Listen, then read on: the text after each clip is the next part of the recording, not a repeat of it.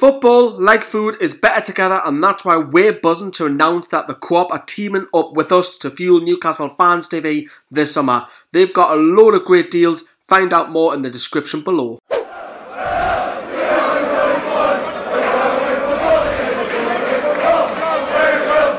First game was Australia versus France. Lineups, as you'd expect for France, they had all their big hitters out: Griezmann, Pogba, Mbappe, Lloris in goal. And then Australia, I was surprised they didn't go with Tim Cahill. He was obviously well known and very important for them the last couple of World Cups. He was on the bench. The main sort of drivers of them, that Aaron Moy, obviously we've seen him play for Huddersfield this year. We know what he can do. Miller Jedinek, who's ex Crystal Palace and Aston Villa enforcer in midfield. And then he got Matty Ryan in goal, who almost single-handedly kept Brighton Hove Albion in the Premier League this season. So first 20 minutes, France were trying to get in through the back and over the top, exploiting Mbappe's pace against a fairly sort of high line. Yeah, almost worked. Mbappe had a few chances, and Australia was sort of reduced to set plays, free kicks. Obviously Aaron Moy had quality there, but they couldn't really gain a foothold in the game. Obviously going into half-time, 0-0, I thought the worst. I thought, well, they've got to come out and sort of change something or do something different. So they actually got into the game in the second half. France sort of sat back off them a little bit, allowed them to play, and it was basically they were in the game the first 10-15 minutes of the second half, and then just took a bit of class, a bit of magic. Pogba feeding the ball through to Griezmann, who was one-on-one with the goalkeeper. Looked like a tremendous tackle by the Aussies, just nicking the ball away. But we had the review with V.A.R, and it showed he just nicked him. Obviously, technology is doing its job, because in a light of day, you wouldn't have been able to pick that as a penalty. Looked like a fantastic piece of defensive work.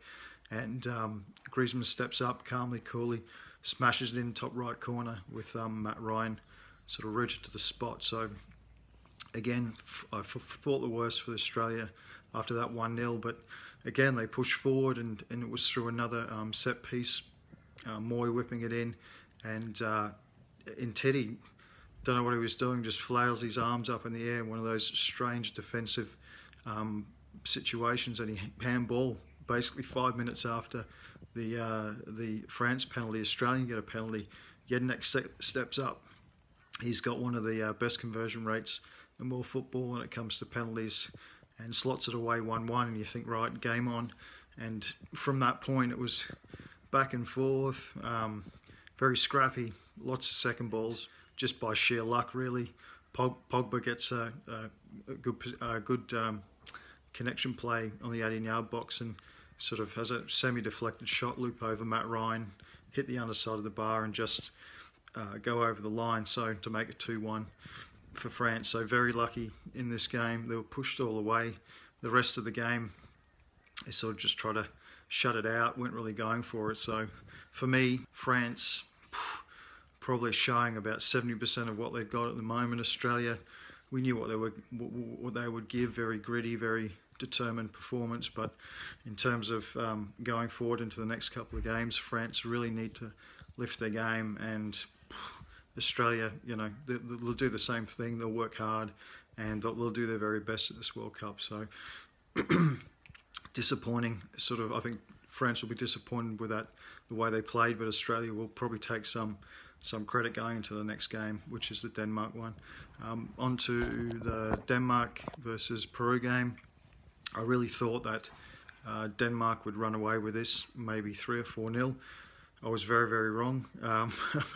Looking at their lineups, I think Peru, obviously most notably, they've got our Nobby Solano as assistant manager, so a bit of a Newcastle connection there. Jefferson Farfan has played for PSV Eindhoven and I think Schalke, and he plays in the Russian league, so he's Peru's number 10, probably the most well-known player.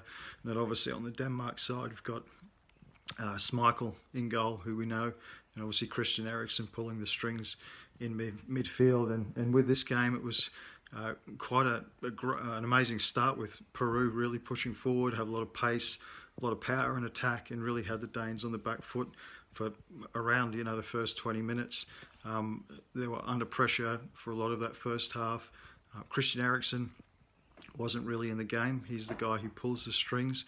But on the stroke at half time, an incident, Guerrero was brought down by Poulsen in the box, very similar to the Australian situation with France and the penalty.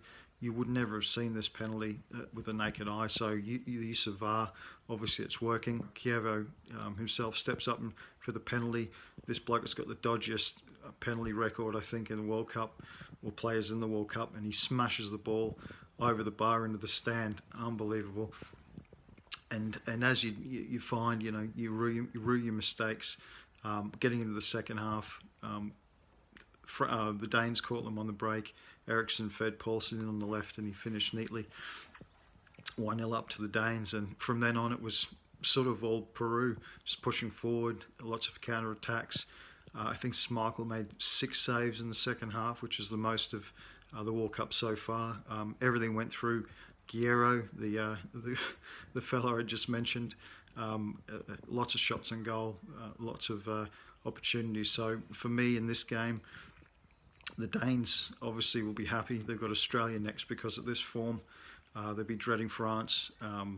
Peru obviously look like a really great team going forward on the counter-attack, and look like they might surprise a few teams in this group. So unexpectedly, I'm sort of tipping them to maybe have an upset or two. So it's all set the stage for the games, the coming games, where it's Australia versus Denmark, and then Peru take on France. So Australia-Denmark game, going to be a tight game. And then I think maybe Peru, is going to maybe send a shock through France if they don't get their act together. So signing off in Group C, and we'll see you next week.